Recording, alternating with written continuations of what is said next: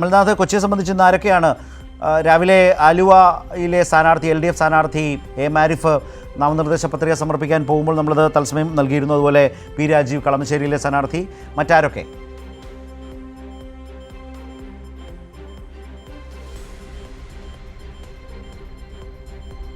ശരത്, എറണാകുളം ജില്ലയിൽ 10ഓളം ഇടതുപക്ഷ സ്ഥാനാർത്ഥികളാണ് ഇന്ന് നാമനിർദ്ദേശ പത്രിക സമർപ്പിച്ചിട്ടുള്ളത്. ഇപ്പോൾ ശരത് സൂചിപ്പിച്ചതുപോലെ തന്നെ കളമശ്ശേരിയിൽ പി രാജീവ്, ഒപ്പം തന്നെ പുഷ്പദാസ് എന്നിവർ കാക്കനാട് കളക്ടറേറ്റിൽ ഇന്ന് രാവിലെ 11 മണിയോടുകൂടി നാമനിർദ്ദേശ പത്രിക സമർപ്പിച്ചു. വലിയ ഒരു പ്രകടനമായി തന്നെ, നിരവധി പ്രവർത്തകരുടെ അകമ്പടിയോടുകൂടി വലിയൊരു പ്രകടനമായി തന്നെയാണ് ഇവർ കളക്ടറേറ്റിലേക്ക് എത്തിയിട്ടുണ്ടായിരുന്നത്. അതോടൊപ്പം തന്നെ KN ഉണ്ണികൃഷ്ണൻ കാക്കനാട് ജില്ലാ വ്യവസായ കേന്ദ്രത്തിൽ 11 മണിയോടുകൂടി നാമനിർദ്ദേശ പത്രിക സമർപ്പിച്ചു. അതോടൊപ്പം കുന്നത്തുനാട്, പെരുമ്പാവൂർ മണ്ഡലങ്ങളിലെ സ്ഥാനാർത്ഥികളും ഇന്ന് നാമനിർദ്ദേശ പത്രിക സമർപ്പിച്ചു.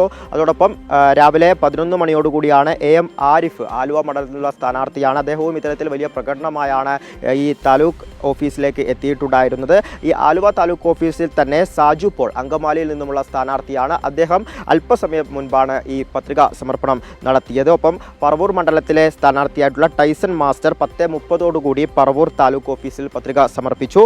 KJ മാക്സി 11 മണിക്ക് കൊച്ചി താലൂക്ക് ഓഫീസിലും സാബു ജോർജ് 12 മണിക്ക് കണയന്നൂർ താലൂക്ക് ഓഫീസിലുമാണ് ഈ പത്രിക സമർപ്പിച്ചത്. എറണാകുളം ജില്ലയിലെ 14 മണ്ഡലങ്ങളിൽ 14 സ്ഥാനാർത്ഥികളിൽ 10 പേരും ഇന്ന് ഈ പത്രിക സമർപ്പിച്ചിട്ടുണ്ട് ഇടതുപക്ഷത്തിന്റെ ഭാഗമായി. ഒപ്പം തന്നെ കോതമംഗലത്തെ ആന്റണി ജോൺ വ്യാഴാഴ്ച പത്രിക സമർപ്പിച്ചിരുന്നു. ഇനി 3 സ്ഥാനാർത്ഥികളാണ് പത്രിക സമർപ്പിക്കാൻ ബാക്കിയുള്ളത്.